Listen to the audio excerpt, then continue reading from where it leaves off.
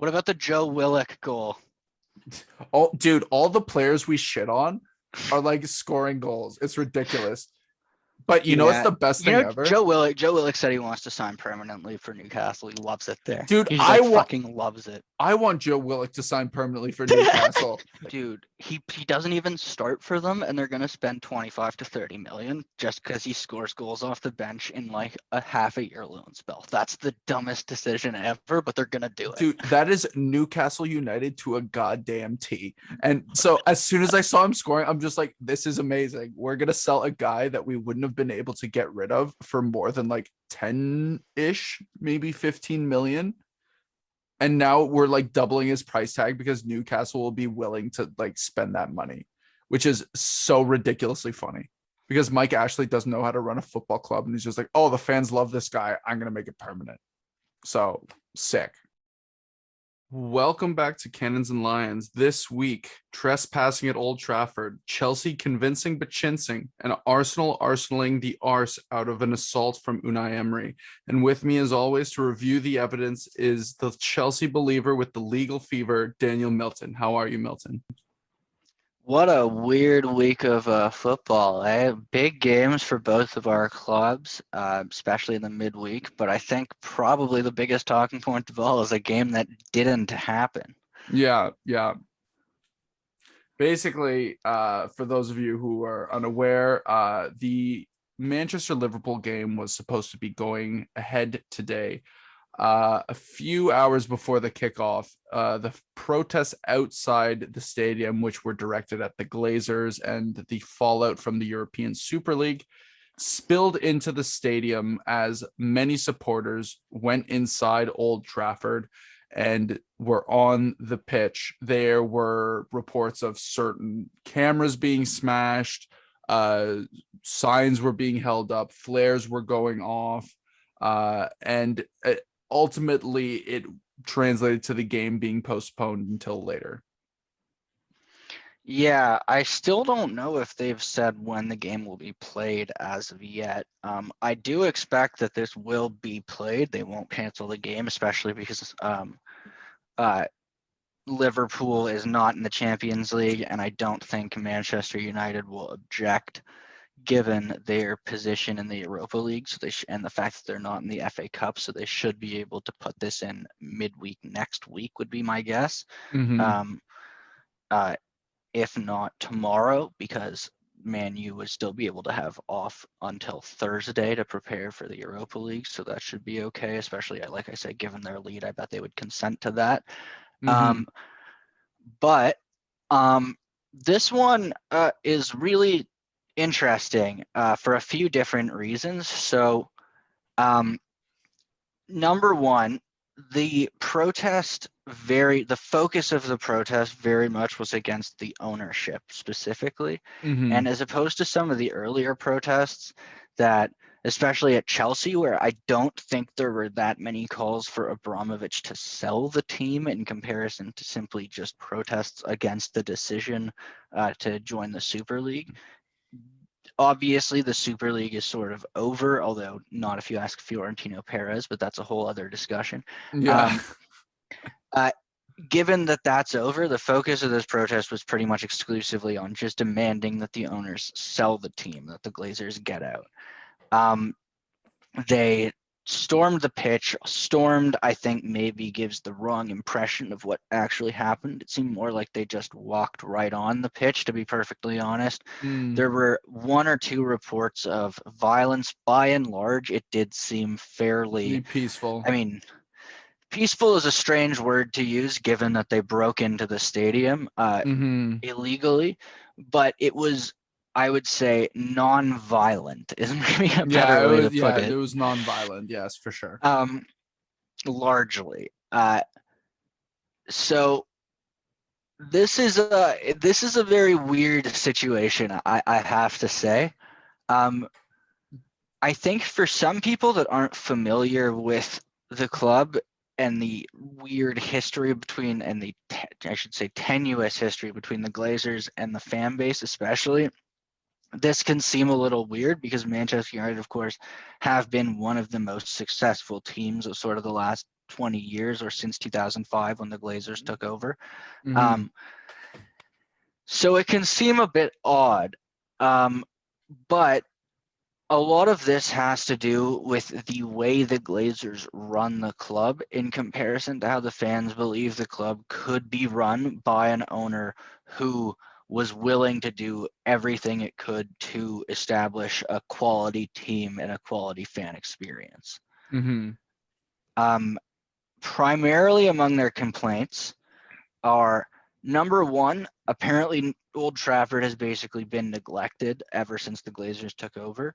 Mhm. There's been one improvement sanctioned for Old Trafford during the Glazers' tenure, and it was actually designed and approved prior to the Glazers' buyout. Mhm. So since they've taken over in over 15 years, they haven't fixed up the stadium at all. I've never been to Old Trafford. I'm told it is kind of a dump now. Mm. Um, Well, I can tell you one thing: they're definitely going to have stronger doors on it after this. Yeah, fair enough. Now, they do spend money, which is the other thing that seems weird. They have the highest payroll in the Premier League, higher than Manchester City by a significant margin, actually, by about Mhm. 60 million pounds per year. And they have signed the most expensive player in the history of the Premier League, Paul Pogba, Yeah. fairly recently. And they have signed a bunch of fairly big players recently as well. Mhm. The thing is, Manchester United revenue-wise is far ahead of every other club in England.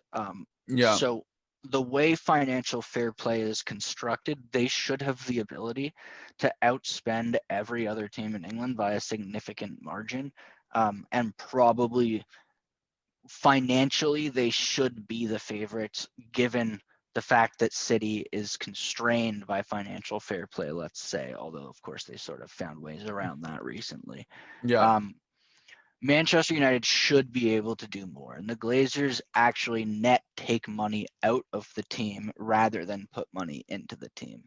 Yeah. So I do think it's understandable the way fans are upset with the Glazers.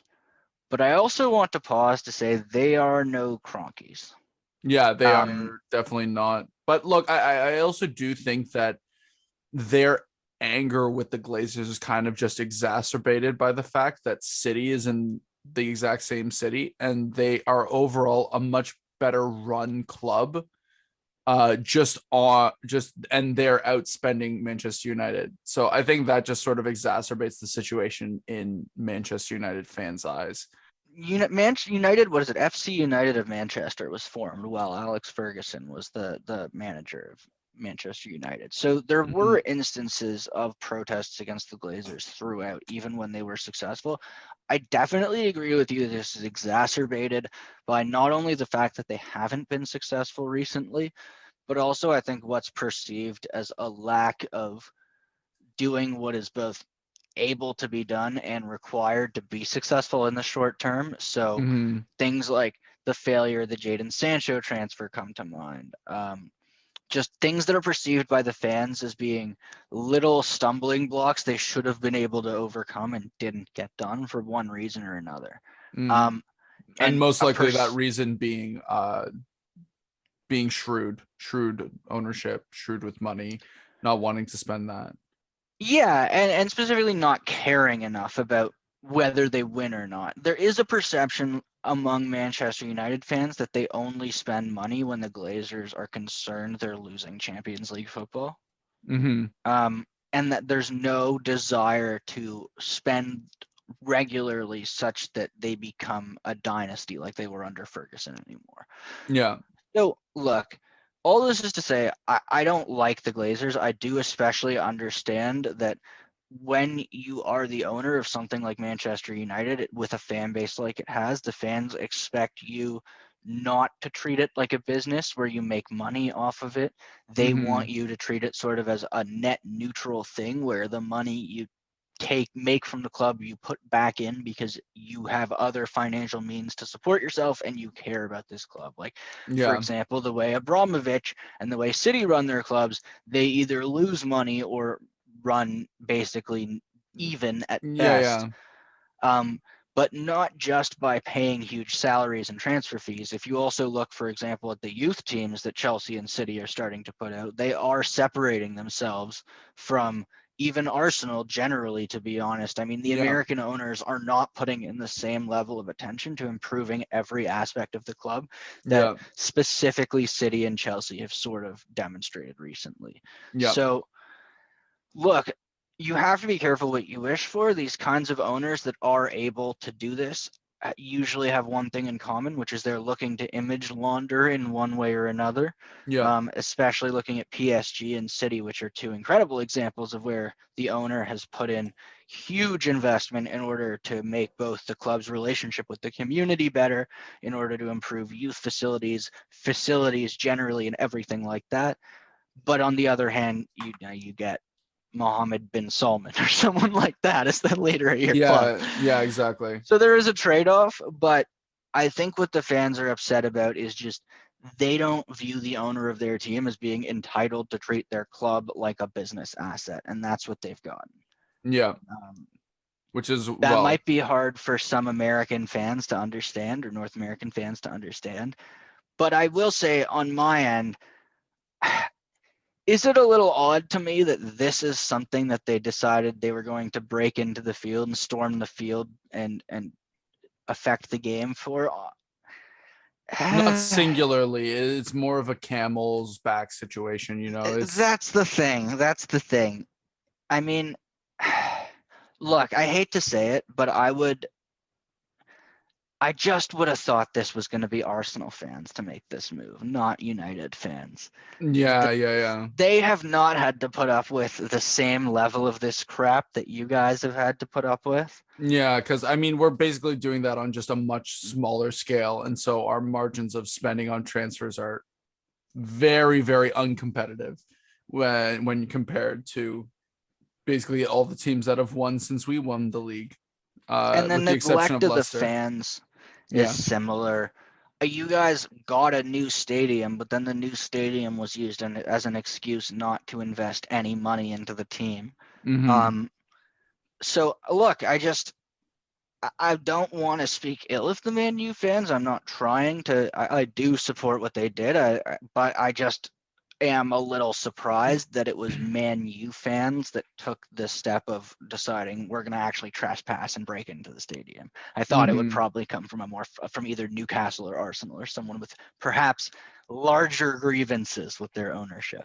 Yeah, to be honest, that's a fair point. And I kind of feel the same. I was sort of expecting that to be Arsenal fans. And look, like this was being presented as this like shock that this was to happen, but I'm for better or worse, I'm not particularly shocked that something like this happened, especially given the European Super League, the trying to uproot the culture of English football. And look, that is a very, very grave oversight by these owners. And that was going to be a flashpoint. So I don't think something like this, like I'm not shocked that something like this happened. I'm not saying I expected it, but I definitely am not shocked that something like this happened. Right, at some club at least, yeah. Yeah, And at some now club.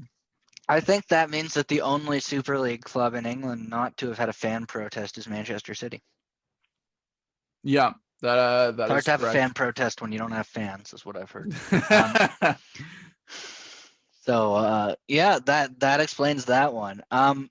Now this also not the only sort of sports world of football meets world of a protest or social justice event that happened this week. Today, there's also been a social media blackout between this afternoon and tomorrow in protest of social media companies' failure to take action over racist abuse on social media platforms, especially of football players. Mm-hmm. Um, I bet Manchester United was very eager to support the social media blackout today. Yeah. Um, Convenient way for them to shame anyone who talks about the occurrences of today on social media. Um, so, well, nice little present for them. But I just wanted to say a quick few words on the social media blackout because I think this is a bit of an interesting but also difficult subject to broach with the appropriate nuance and caution. So hopefully on this show we can do a little bit to bring at least a little bit of that discussion into the podcast. Hmm. So to be clear, I'm going to speak for both George and myself. We both believe that it is obviously wrong to racially abuse anyone online, and that the issue of racial abuse online is a big problem and is not justifiable. Hmm. That being said, my position on this, and this is where I'll stop speaking for George and more start speaking for myself, is that you have to consider what we're asking for in this social media blackout, which is not to somehow stop people from saying racist things to people or abusing people or being mean to each other online somehow. It's specifically asking for privately held social media companies to be responsible for censorship online that the protest believes will reflect their values. And I want to say a couple things on this, which is the first is this is actually harder to execute in practice than people believe. One thing that some people ask is why not just remove all posts with the N word in it, for example, when dealing with racial abuse. And that's proven very hard for AI to detect because obviously Black people use the N word in a colloquial, non racist way in posts a lot as well. Hmm. And it has proven very difficult for AI or even any kind of screening mechanism to sort through the millions or trillions or whatever it is of messages And to that relate to contextualize these them things. appropriately. Exactly. And it ends up being a problem where a lot of the time the people that are trying to do malice will find ways around whatever censors you build in. And a lot of people who are just speaking innocently with that word in their context and aren't really looking to go out of their way to cause ill to someone will be the ones whose speech is getting blocked. So that's just a practical issue on that point. But the broader issue really is just why should we trust the tech companies that we have largely blamed for failure to actually take appropriate action and to hold the right values? Why would we now trust them to be the arbiters of speech online and believe that assigning them more power will actually align with the values we hope they will execute? Personally, Hmm. I don't think that's the result you're going to get. And I think that by giving them that power, you're probably going to have a complete backfire that will eventually occur. One that instantly comes to mind is perhaps for an owner who is being criticized, perhaps for example the Glazers who are being criticized for being greedy, to Hmm. claim that the attacks that are being launched at them on social media are tied into the fact that they are Jewish and the trope of Jewish people being greedy, and as a result of claiming a racialized attack, have all criticism of them removed from social media.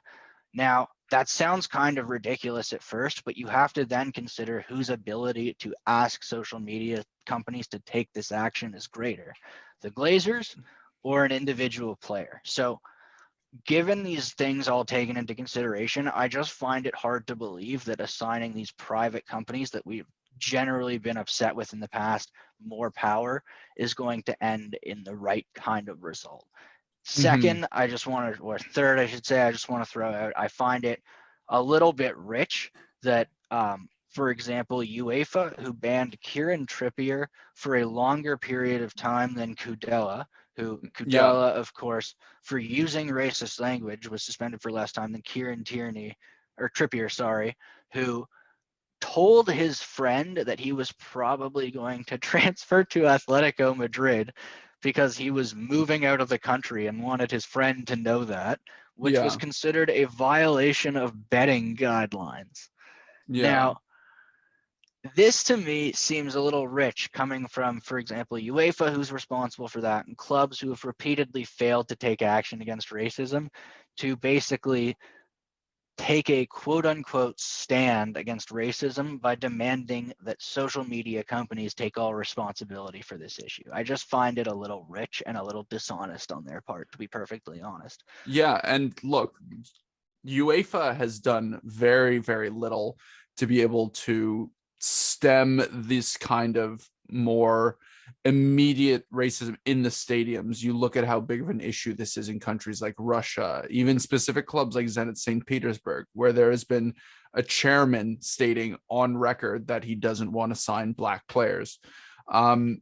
This quote unquote protest by the clubs, by blacking out social media, once, like you said, it is them trying to absolve any responsibility for this happening within their stadiums.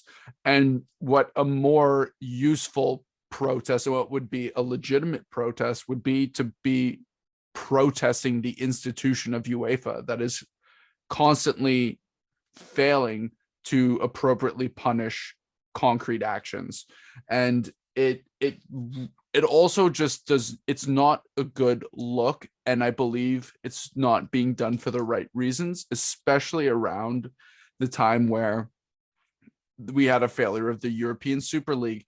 Top six clubs are joining in on this. I just think that it's very transparent what they're trying to accomplish with this, and it honestly, in my eyes, almost insults and diminishes the actual sentiment behind these kind of protests. And I unfortunately think that PR can only do so much before you have to become genuinely invested in these kind of issues for it to make a difference. And frankly, I don't think that these clubs are genuinely invested in this. No, not at all. And I mean, that isn't to say that even if they're not genuinely invested, they can't. I mean, look, having an armband that says "say no to racism," I take it that these clubs are not genuinely invested in eradicating racism, or at least that's a fair accusation in some cases. That doesn't mean that that token gesture is a bad thing, but I think what makes this different is it is literally an ask for social media companies that we have genuinely held to be the root of the problem to have more power. And that seems contradictory to me, to think that that would lead to a better result when we've held them to be at fault for this entire thing previously. And now we're assigning them more responsibility as a fix for that issue. That seems like a problem to me. Yeah, 100%. 100%. And yes, to make it clear, obviously the sentiments behind these initiatives are very important. And I think is very important that there is visibility on them. Once again, we're talking specifically about this act of blacking out the social media and the implications that it has on general society as a whole. Yeah, exactly. Well, turning now from the world of football to the actual football on the pitch, Yes. why don't we start with the Champions League, Yep. where Chelsea got a draw at the Stadio di Stefano training ground, whatever the hell it's called. Oh, don't let Zidane hear you say that. He'll not be happy with that. When Jurgen Klopp criticized that at the in the last tie. So Well, this one was a 1-1, which under normal circumstances, I think if you told me going in that we were going to come away with an away goal and not be down in the tie, that's always a positive result. But in the circumstances of how this one played out, this felt like a loss, to be perfectly honest, as a yeah. Chelsea fan. And look, watching it as a neutral, I did not expect the game to play out that way. I figured that maybe it would be a little bit of end to end, but I did not expect in the slightest the domination Chelsea showed in the first half. They were completely all over Real Madrid. They So in fashioned this so one, many danger chances. yeah, and in this one, both goals came in the first half. One goal from Karim Benzema to tie it up after Christian Pulisic had opened the scoring. But that first half did not this game feels like a loss because of the lost opportunity that was the first half until Benzema scored that goal. Mm-hmm. Christian Pulisic made the breakthrough around 20 minutes into the game with a great effort to bring a ball down from a great pass by Tony Rudiger, or as it looked on that pass, Tony Krustiger, Yeah. putting the ball over the top. And then Christian Pulisic sort of brought the ball down and dribbled around Thibaut Courtois to slot it into an open net. Great play from him, but he also had some great play in the 8th minute prior to that when he took the ball down with his head and put it right into Timo Werner's path about 6 yards out, who could not finish past Courtois, unmarked, Mm-hmm. 6 yards out, one touch, open. Just a chance that you thought it was easier to score, to be perfectly honest, than to miss. Yeah. Yeah. Um, Now, and what I will say is that yes, Thibaut Courtois is a big body, but it's at 6 yards out, being a striker of Timo Werner's quality and what he's already showed in his career, and given the stage, it is just one of those misses that just really, really hurts. That is something that really, really hurts a team in such a big tie.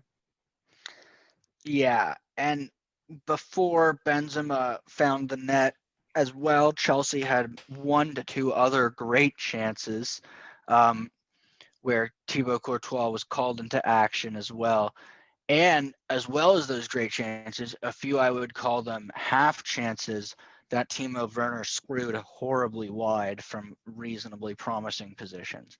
Yeah. So this one felt like it should have been 3-0 by the time Benzema was able to sort of create something out of nothing with a great volleyed goal into the top corner. Or not top corner, top of the net, I should say. Mm-hmm. I think we will discuss a little more on this goal later on in the show. Absolutely. But the first half, as you said, Madrid, other than 2 moments of magic from Benzema, one where he hit the post from distance, created absolutely nothing.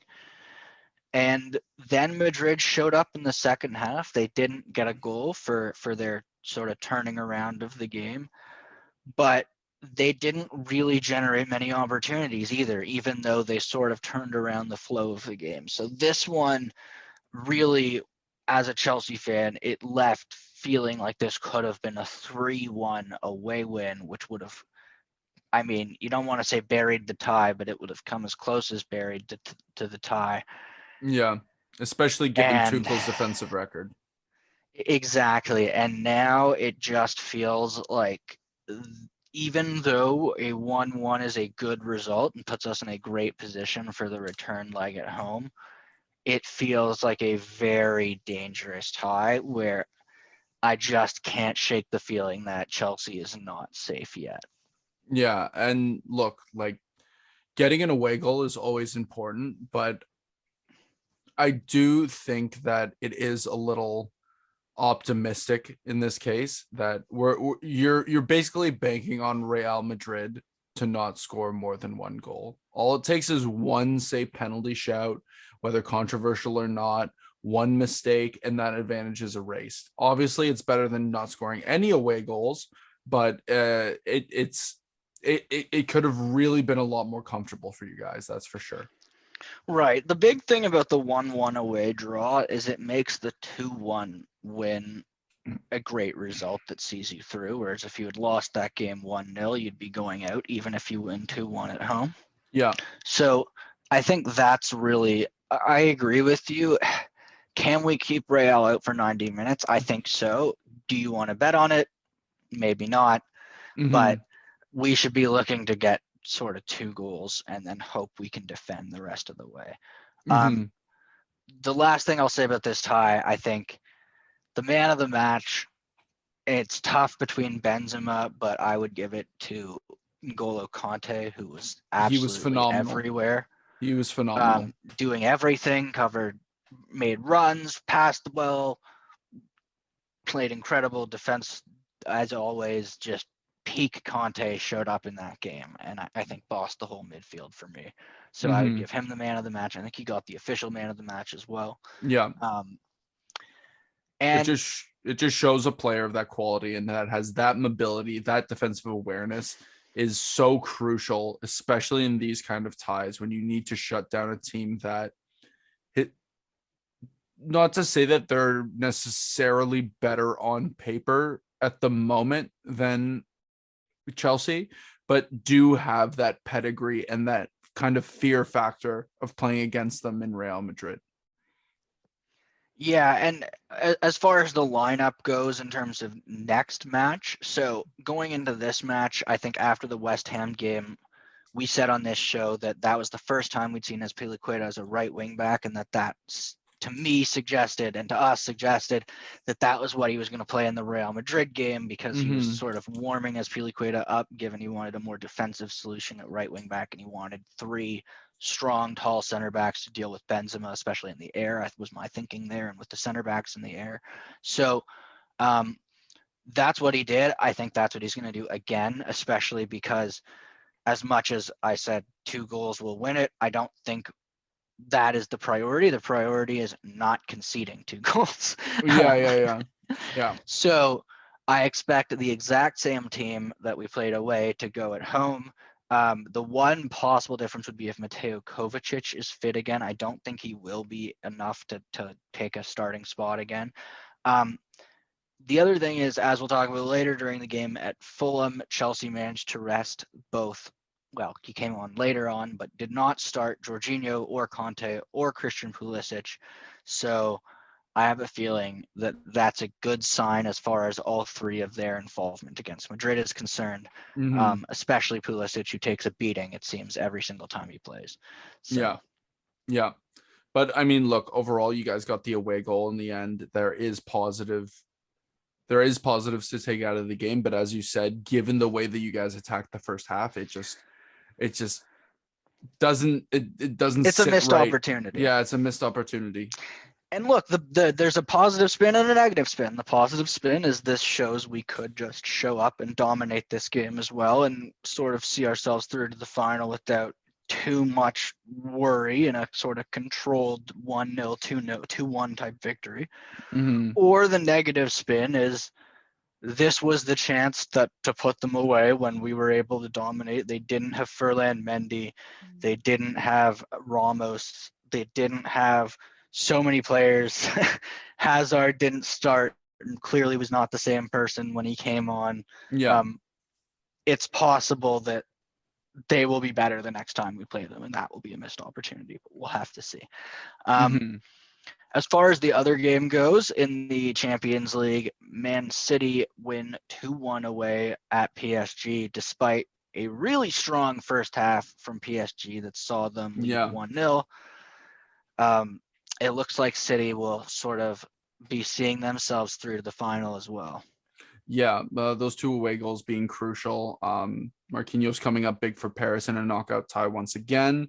But ultimately, I feel like this game was defined by mistakes or uncommon occurrences in football. De Bruyne's goal was, to be fair, a perfect cross, which is to mean a cross that could be attacked and is going in if nobody touches it, and it completely Exactly, fools could slip Navas. in at the back post. And that's exactly what it did. Honestly, brilliant technique from De Bruyne in general. But Mm, that being said, even though that was a perfect technique from De Bruyne, it is not one that should be going in the back of the net. yeah, Navas should be having that, or The defense should be defense dealing should with be it. clearing with it. Yes, I I agree with you on understand that. how that result happened, but it's not something that if you're Pochettino, you go, that's a goal that we couldn't do anything about. That's something Yeah, you as a coach are looking to fix. yeah, exactly. And then the comeback was further cemented by a. Honestly, I don't think I've ever seen this before. Where a free Just a kick completely passes through the wall, and in a way that it just doesn't terrible. change the trajectory of the ball in the slightest. it very much went through with its original trajectory. It's as if they both people in the wall, I believe it was Paredes and Kimpembe, turned at the same time and the ball went through.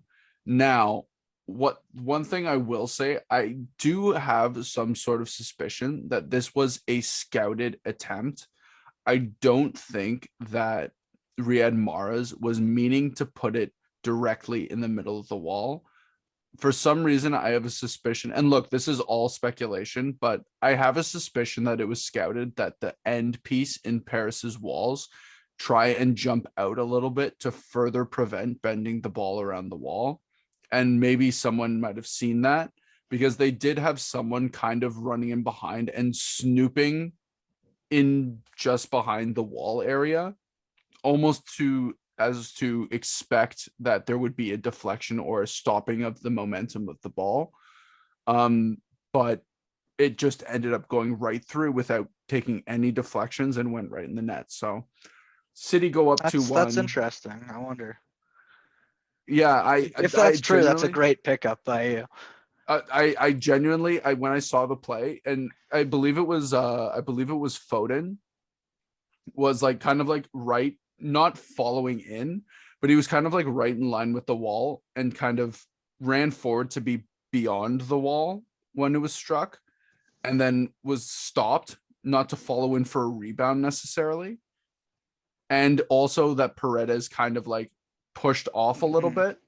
I don't know. I have a suspicion, but you never know. Yeah, that'd be interesting. Well, we'll never get an answer. We'll never get an answer from that, but yeah, and I think the last thing just to say about this game to further sort of add to the mountain before PSG, Idrissa Gueye, their best defensive midfielder, sent off for a bad tackle, straight red card as well. So he's not going to be playing in the next game. Mm-hmm. Yeah, it's going to be tough for them to overturn this one. You never know when you have Neymar and Mbappe. It's possible, but at this point, it looks like the winner of Chelsea versus Real Madrid on Wednesday will be playing Manchester City in the Champions League final. Yes. Now, to go from one half of this pod being happy to one half of this pod being absolutely irate at the result and performance of his team is none other than me, who had to bear witness to Arsenal playing arguably the worst game we've played this season against a coach who we wanted to win super badly against. He wanted to beat us super badly, and we ended up putting such a limp effort in this game, especially in the attacking sense, that it was infuriating to watch. So this one, of course, is the game that occurred on Thursday in Spain. Villarreal 2, Arsenal 1. The semifinal, first leg of the semifinal of the Europa League. Unai Emery pulling one over against his former employer, as you said. I think before we get into the specifics of this one, I just want to start with the tactics, because we have backed Arteta. I won't say backed in terms of really endorsed, but we've said, look, he's clearly not doing dumb tactical stuff. It's not he seems more tactically astute than what we saw from Lampard, even, as a point we made before. Yeah. In this game, he decided to, for the first time, try a false 9. Yeah, actually, he has tried it before, and it was just as unsuccessful. I don't think. I don't think has he ever played Emile Smith-Rowe as a false 9 before? No, but he played an even better player at false 9 the last time. Willian. Oh God. He played Willian at a false 9 against City earlier this year. Well, that's the only other time. It's the only other time he's done that.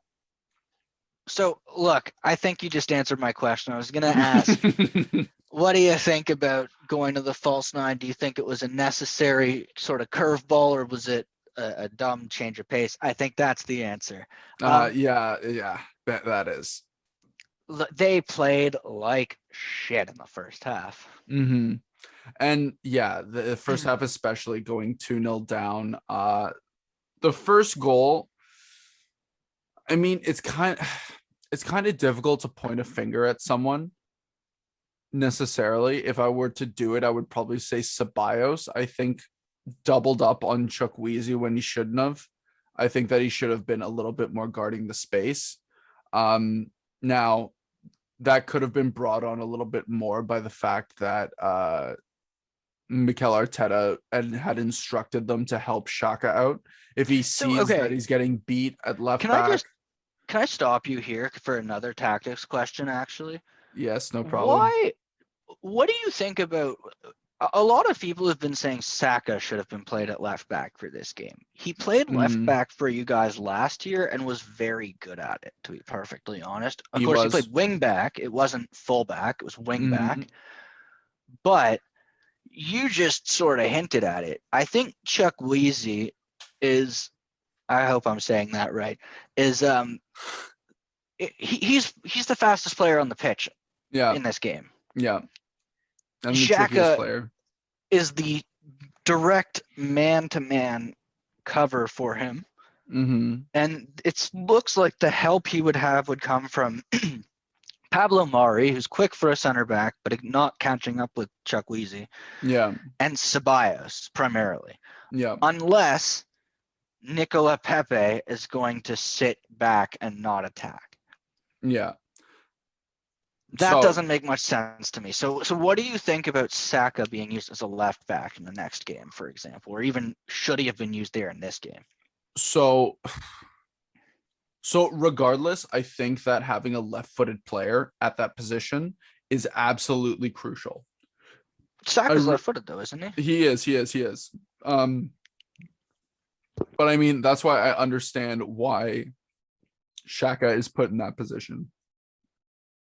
But I mean, I guess I think generally, right? But in this matchup, I mean, he was just probably going to be cooked. yeah, no, I agree. It is a poor matchup. And look, I if anybody was going to be playing on that side as a midfielder, first of all, if you're going to want someone to be helping out in that respect, you want El Nene in that position to serve that specific role. He's much quicker, he's much more energetic. That I think would have been now, once again, obviously, I'm sure Arteta balanced these probabilities. I think he wanted a bit more creativity in that part of the field. Or what you try and do is you almost try and like switch the formation around so that Ceballos is playing more so on the right and that Party is kind of covering that area. That is something that you could do. Either way, to get round back to the question. Um, so I would have liked to see Saka be put at left back. I think it's much more of an accurate replacement for what Tierney gives us on that side, which is arguably what most Arsenal fans are saying that we've missed the most since his injury. And in these last few games, is not having Tierney has been very, very bad for us. He's a very crucial player to how we play. I don't think anyone emulates what he does better than Bukayo Saka and his skill set. Now, I don't think Arteta wanted to. I think Arteta wanted Saka in a more advanced role because, frankly, he's been probably our best attacking player this season. Um, I can so look, if he's gonna play Shaka there and he's gonna play Saka up top, I get that. More so for me, what the issue is especially when we have Martinelli back and he's been looking so energetic, you can still provide threat in the forward areas. I by putting Pepe on the right, by putting Martinelli on the left, supported by Saka. And Martinelli is someone that wants to vacate that space anyways and go inside. I guess though, Pepe also kind of wants to do that, and he didn't want to unbalance the right as well. Right, but I mean, forget that. I'm not Martinelli should justifying. have been playing at 9. Yeah. Oh yeah. Martinelli should have been playing at 9. Yeah. I mean, I was slowly making my way to that and just sort of like talking about this, Like, but did I this guy bang Arteta's daughter or something? Like, what is going on? He he refuses to play him up top, even when you don't have a fit striker. He look. I hate that. Can I quick you know little what's point? funny enough? You know what's funny enough? He played at striker today when Aubameyang came off. Yeah, That's what I yeah, would have wanted to see. And so, like, even Shaka being in that position, I get that. Playing Saka there, I get that. If everyone's fully fit, I see the art. If everyone's fully fit except for Tierney, I see a start. I would have wanted to see Saka at left back, Shaka Party in the middle because that's a partnership that's really functioned well for us. And I would have wanted to see maybe Martinelli on the left, Lacazette up top, Odegaard in the center, and either Smith Rowe or Pepe on the right. That's what I would have wanted to see. yeah. And I mean, that also gets to, I guess, the next talking point from this game, Mm. which is the squad you just named would have meant no room for a frequent talking point on this show, Mr. Danny Ceballos. Yeah. Um, Danny Waluigi. Ceballos, Alex Ferguson once said that Dennis Irwin is always a 7 out of 10. Danny Ceballos is never a 7 out of 10. That's He okay. is Look, that's not true, but it's just very infrequent. It's very infrequent. no. He's either a 9 or Yeah, he's a yeah, 3. yeah. Yeah, no, that's Now true. he's a Yeah. 3 four times for every once he's a 9. Hmm. Well, the thing is, right, is like as we were talking about before, that Danny Ceballos is not a speedy player, and you worry about him against Chuck Wheezy. It wasn't even Chuck Wheezy that was burning him. It was Juan Foyth that was burning him constantly in that first half. And look, credit to Juan Foyth. He played really, really well. I know he's a Spurs player, and that kind of sucks, but he was very good in this game. He had a very impressive game, which ended up short because of a hamstring injury, as it looked like he pulled up. But that, like, what we were discussing before wasn't even what was the most damaging thing to Ceballos. It was the right back, who is actually a center back. So it just seems in hindsight that it was a really, really poor decision. And honestly, from the start, if you're going to be playing one of Ceballos or El Neni in that position, especially given Arteta's sort of pragmatic approaches to knockout games in certain cases, I would have wanted to see El Neni in that position, to be honest. I think he would have just provided a lot more defensive cover. He would have been able to help Shaq out a lot better. Yep, and so Danny Ceballos got a red card in the 57th minute to cap off what was just generally a terrible performance prior to that point as Yeah. well, to be Yeah. perfectly honest. 2 yellows, not a straight red. Mm. And actually, it is around that time, I would say, not only the first half, I would say about the first 65 minutes of this game, you guys played terribly Yeah. and showed up for the last 25 minutes or so. Yes, but not even like a particularly convincing way. Like, we played a lot better, that's for sure. But like, given No, that you didn't. our Yeah. season is riding on this fixture and this tie, it's very close to unforgivable that this could possibly be what happened. And look, big mark against Arteta in this one, that he didn't change it until very late, which either to be honest, I don't know what that says. I've always had certain question marks over his substitutions and the timing of his substitutions. But I took that as a part of his game that will improve with time. It has Um, not. it has not in his first season in charge. But like, look, on the And same also, coin, managers need years and years and years to develop like this. This is not the same as developing physically. This is mental acuteness. This is noticing. This is experience. And so I still bear that in mind. But still, even with Ceballos should that, not have been on the. I think Ceballos shouldn't have been on the field to get his second yellow card. me neither. I You're agree that. on a yellow and you're playing so miserably badly throughout the game. There's Mhm. no reason for you to stay on until the 60th minute. So not only that, but so he received his yellow card, his first yellow card, right before halftime. guaranteed Arteta took him inside the dressing room and said, Wake the fuck up. wake the fuck up. You can't do anything. In the second half, he committed a foul That should have been that enough. could have been another yellow card. And at that moment, then Arteta should have pulled him off. Yep. And look, with Arteta, it sort of almost seems like he sets his watch to the 75th minute and the 83rd minute, and will make either one sub at each of those, or one sub and then a double sub at one of the other times. Well, he learned that from Wenger. Let me tell you that.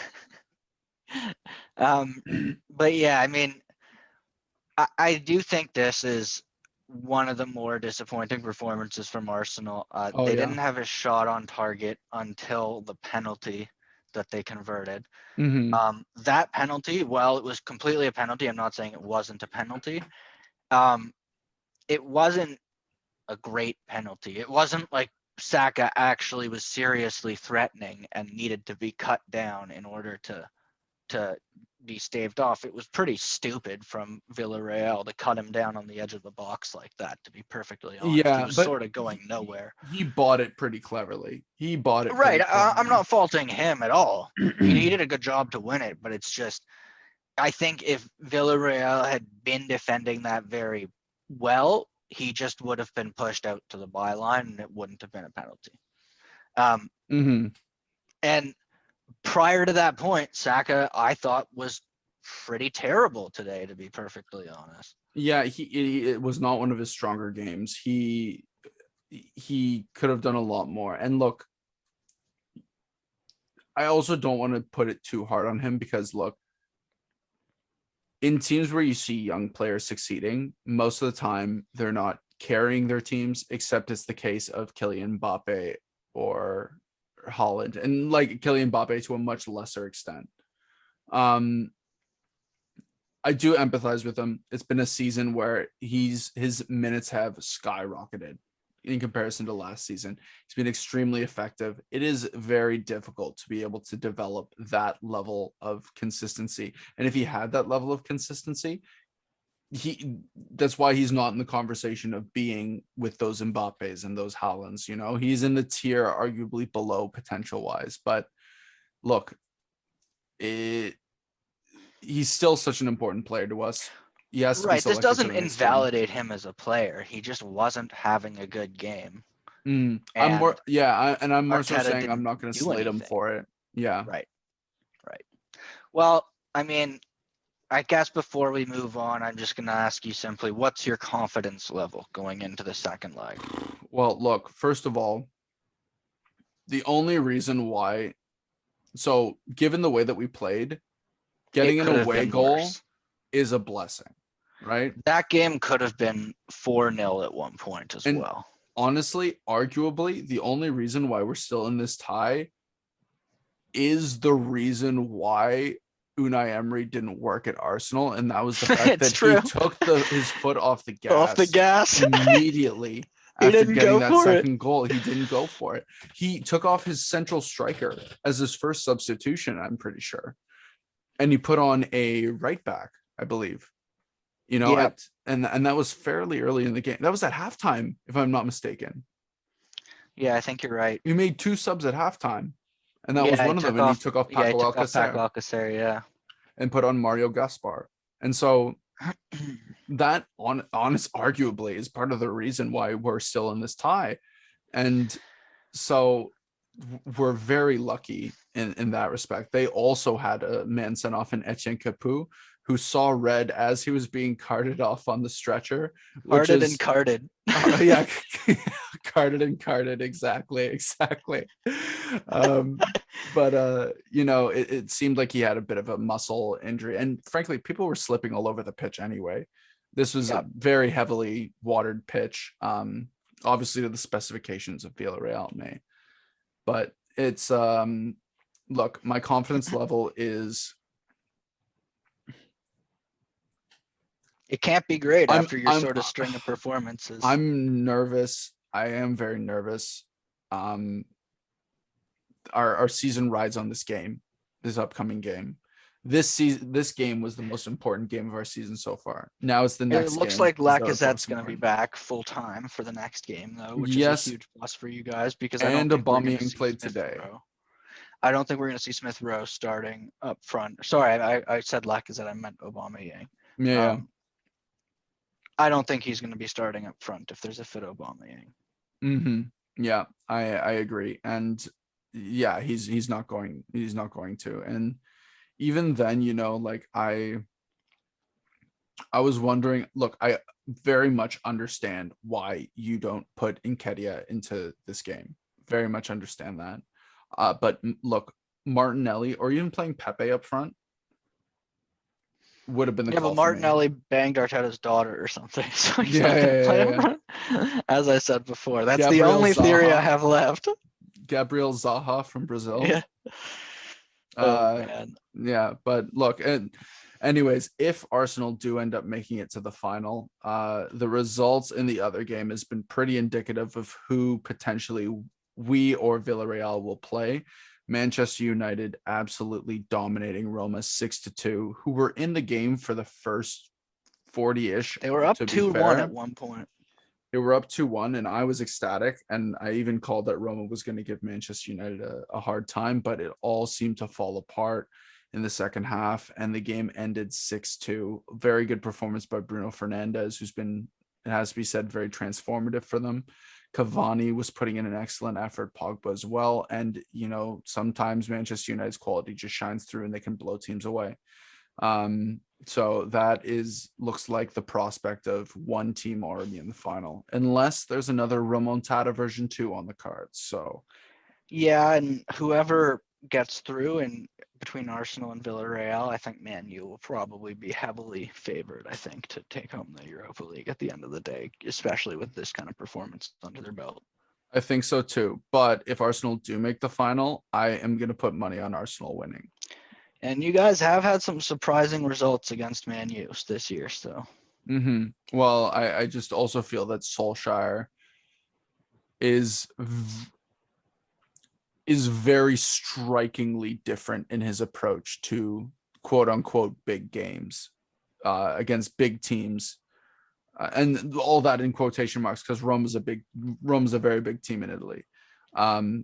But he has a very striking difference, and I think it catches his players off guard, and they're not necessarily prepared to execute that in the best fashion.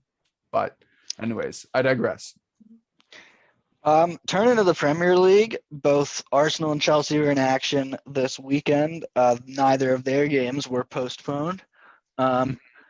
Chelsea picking up a 2-0 win against Fulham.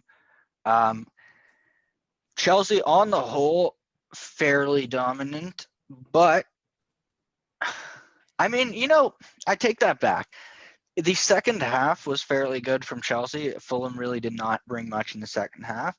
The first half really was a little the 2-0 scoreline doesn't suggest that Fulham actually had a few good chances, and Mendy did well to keep them out.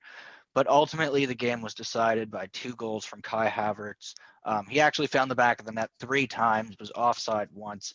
But let me put it this way: for all of Timo Werner's lack of ability to finish, Kai Havertz seems to be able to just slide the ball into the bottom corner at will.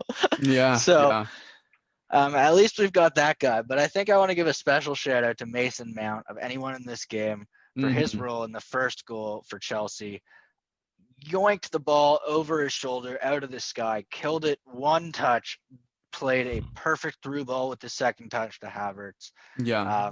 He scored. Then It the was second goal. That was Sorry, really yeah. special. That was really, really, really special. I mean, look, even in American football, the hardest things to catch are ones that are coming over your shoulder and you get no look at.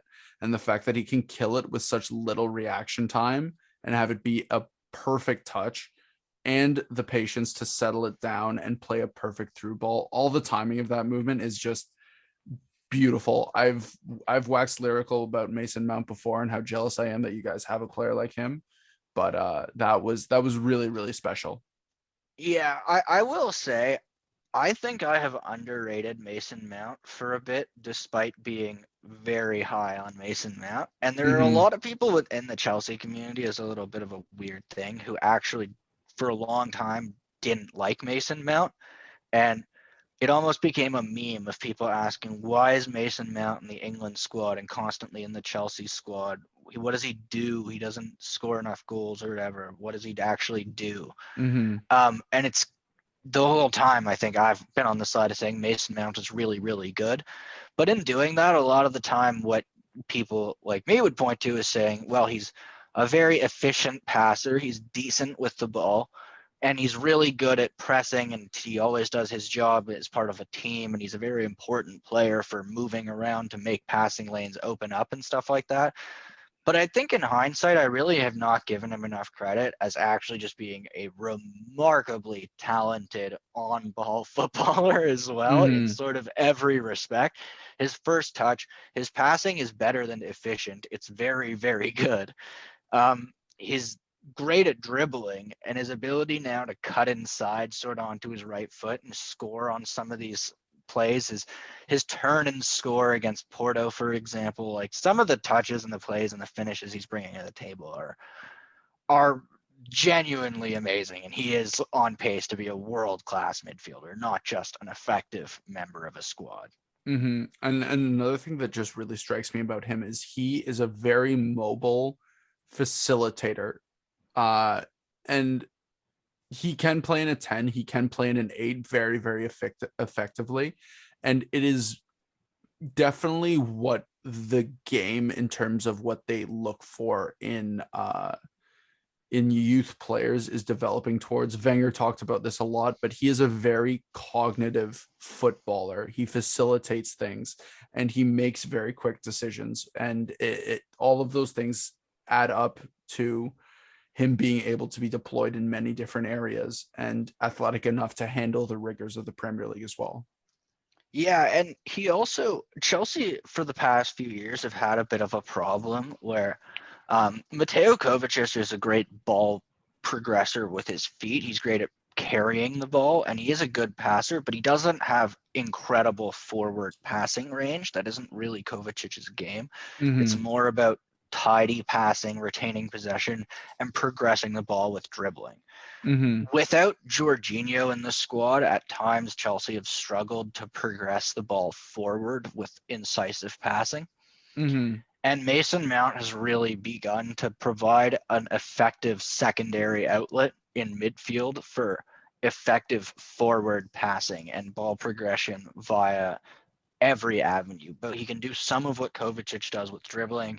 He can do some of what Jorginho does with passing, and means it's a lot harder to shut down one style of Chelsea's play from midfield by focusing resources on cutting off one of those attributes from either Kovacic or Jorginho. So Mm-hmm.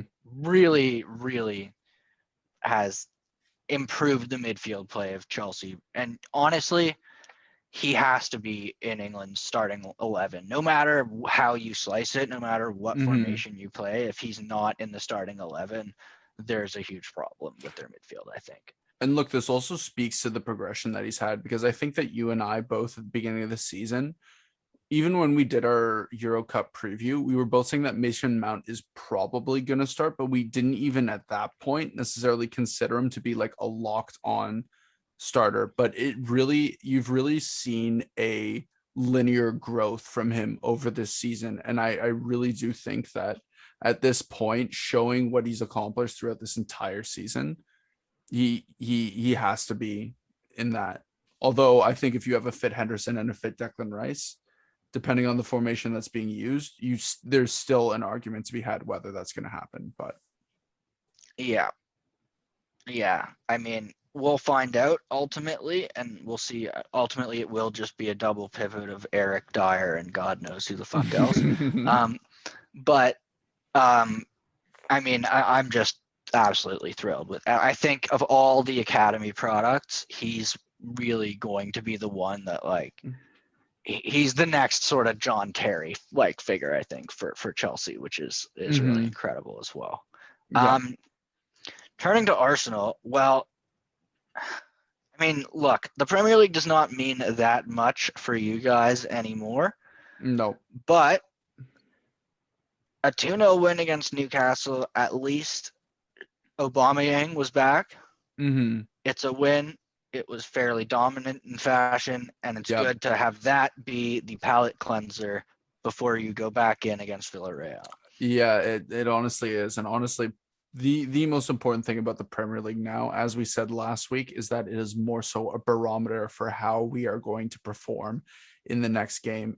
But even still with Arsenal this season, that isn't even so clear.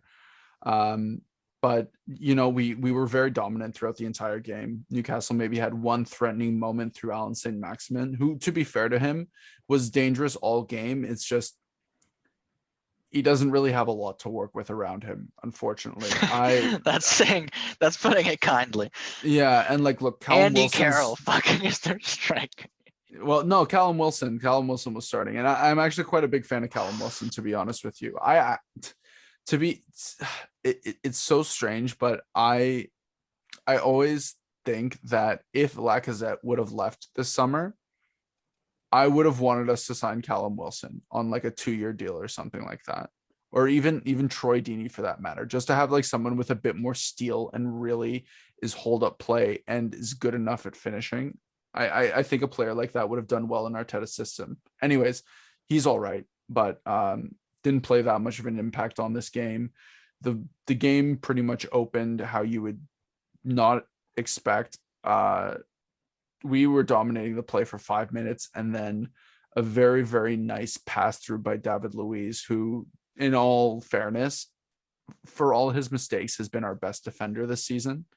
And before David Luiz joined Arsenal, I was always very skeptical about how good he actually was.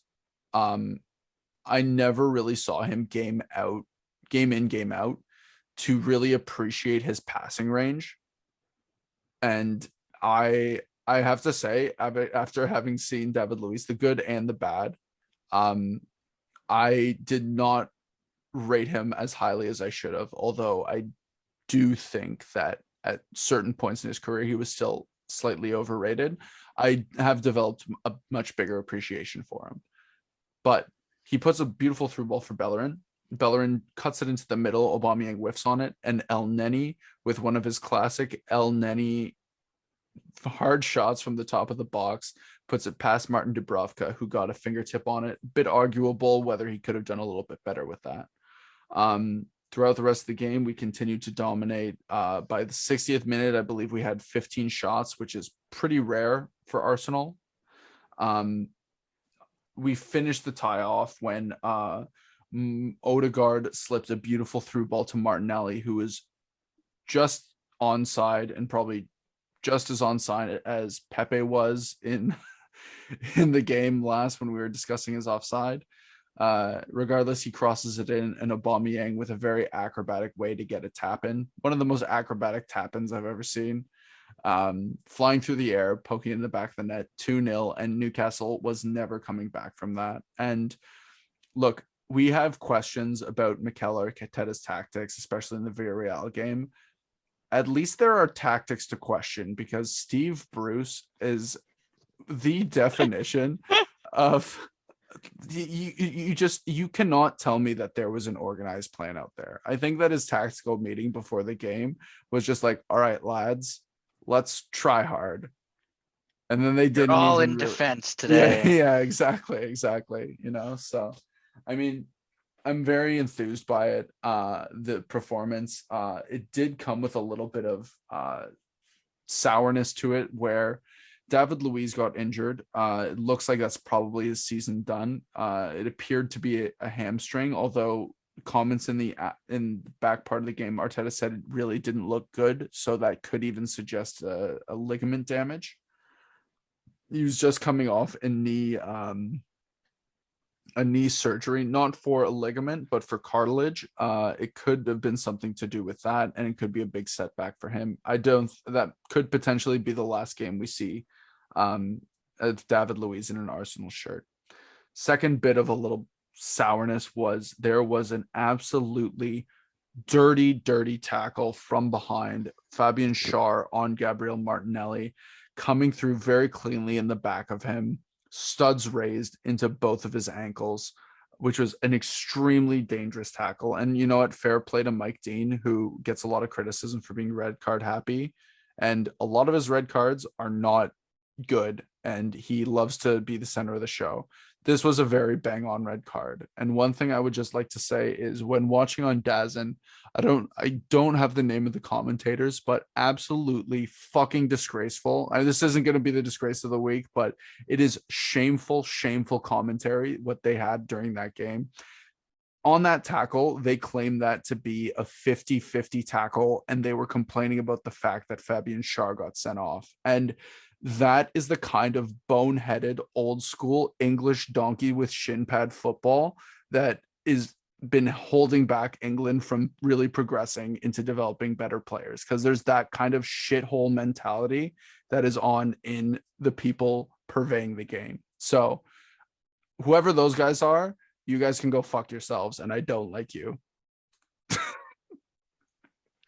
Well, how about on that note, we turn to what actually is the disgrace of the week. So I'm going to first give 2 honorable mentions for this week.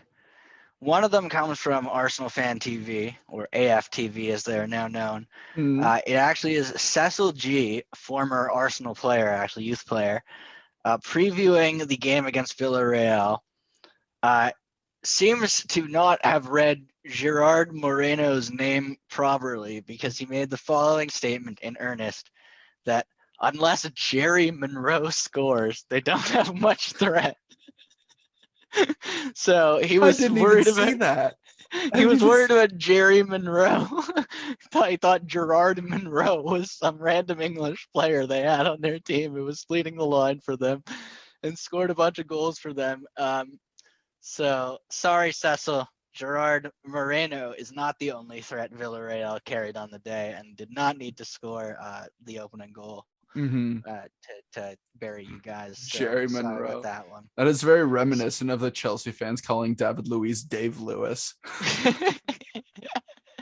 Yeah, exactly. All right, our second shout out, or dishonorable mention, should I say, is comes from Sky Sports and Graham Souness generally in their comments on the protest, Man U protest today. Few things to put this into context.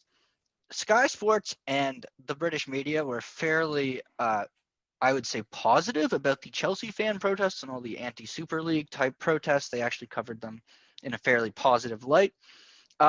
This is the first protest that affected their viewing times and something they could show on TV, and they were not nearly as positive about it. They basically brought on a series of people to make weird statements, many of them defending owners, sort of saying that the protesters were in the wrong, and sort of chief among all these terrible pundits is Graham Souness, of course, who is time and time again asked to state his political opinions on TV for God knows why. The crowning achievement of his was saying that these protests are just divisive, and that being divisive in a fan base or among fan bases is never good. This, of course, coming from the guy who planted a flag in the center of the field at Galatasaray to sort of piss as many people off as possible. This I believe he was a Galatasaray manager, and he planted a Galatasaray flag in the center of the field at Fenerbahce, yeah. And also, of course, he's made a lot of just general statements criticizing Paul Pogba for his hair for no good reason, and generally is a fan of a divisive statement. Aubameyang as well, yeah. Other things that were said in this sort of time-filling exercise that I was able to see on the internet were Roman Abramovich was called a great football man at one point. I think Manchester City was described as caring first and foremost about the community, which is, I guess, not that outrageous, but just kind of weird to be that sort of on side with the oil sheiks, you know what I mean? And of course, they also said Man U fans weren't upset when they were winning trophies, which is there a real point in there somewhere? I mean, no, but maybe to some people, I guess. But I mean, just the way it was all thrown out there was just a little bit disappointing and a little sort of just pathetic on their part. So Sky Sports, you get a dishonorable share, and especially you, Graham Souness. But this is a Chelsea and Arsenal podcast. Mm-hmm. And the disgrace of the week has to go not to Arsenal for their disgraceful performance, but Oh, to thank Timo God. Werner for his disgraceful continued finishing and lack thereof. I mean, look, the curse of the Chelsea 9 is real. Yeah. I mean, we've had Didier Drogba, Diego Costa, and a bunch of guys that for some reason can't score. Now, I'll be fair to Timo. He is setting up and creating quite a few goals. But let's be honest, you were bought to finish them as well. Yeah. And this Real Madrid tie should be buried, on, in my opinion. It should have been over and done with. I just have this horrible feeling that that will be something we look back on at the end of this season and think, that's why Chelsea didn't play in the Champions League final. I know that's a pessimistic thing to say, Yeah. but just god damn, it feels like that's what's going to happen. So consider this, Timo Werner, not just for today. Mm-hmm. This is your Chelsea Lifetime Achievement Award for all the bullshit finishing you brought to the table ever since that one game against Southampton where you scored 2 goals, but we couldn't defend for shit because Lampard was still our manager. Yeah. No, that's a fair shout. He could have put it out of tie. And look, I don't, if you're gonna bring the pessimism, I will bring a little bit of bright. I from the same game, we have to look at what are the best goals of the week, and obviously we have a prime example in that game. Maybe it won't be so positive or bright for you, but Karim Benzema with the skill to pluck the ball out of the air, control it with his head, to do a bicycle kick and volley it into the top of the net with such rapidity. He is definitely one of the mentions for the Bergkamp banger of the week. But is he the winner? He is not the winner. The second nominee is going to be Sergio Aguero against Crystal Palace this weekend, where he touches the ball up to himself very strongly, controls it well, and absolutely pops it into the top netting with a rocket of a shot, completely unstoppable. Wonderful finish as well. And that is just a Sergio Aguero finish of Sergio Aguero finishes. And I absolutely love this goal, but nay, it is not the banger of the week. The banger of the week comes from the Championship, where I believe the Liverpool player on loan, Harry Wilson, with a ball coming out to him. He is outside the box playing against Birmingham for Cardiff City. Ball comes out of the box and the keeper's a little bit removed from his net.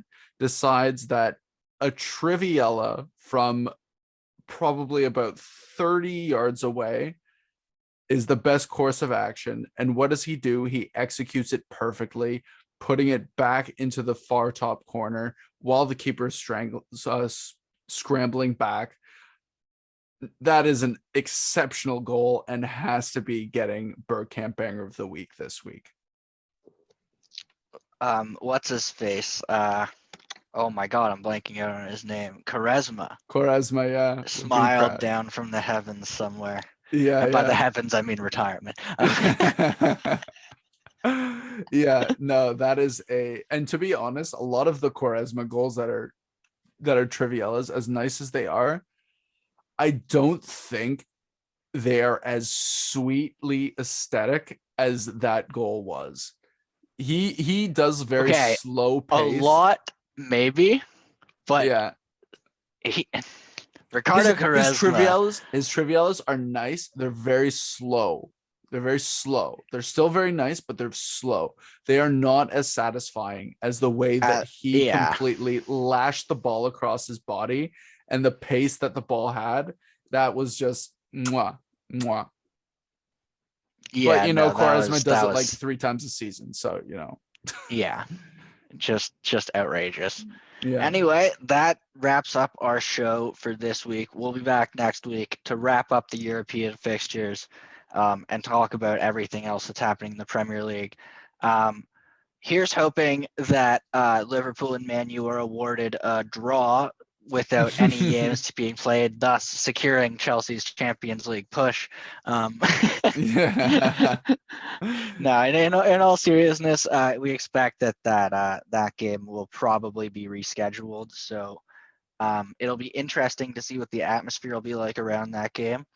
But for this week, that's all we have. So we'll see you guys next week. Make sure to subscribe to the podcast. Check us out on YouTube. And see wherever you get your podcasts. If you can get us, we should be on Stitcher. We should be on Podbeam, anywhere else. So we'll see you guys next week. Bye-bye now.